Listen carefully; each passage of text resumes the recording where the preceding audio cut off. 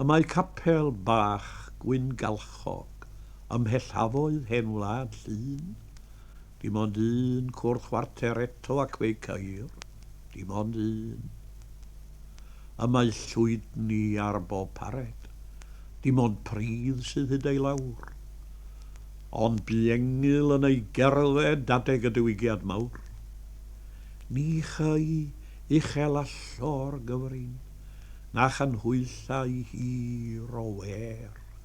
Nath hiserau'r arogl darthu yma i greu'r awrgylch per sydd yn gymorth i addoli ac i suo'r cnawd ar byd ac i roddi denau dithau mewn perlewig ar un pryd.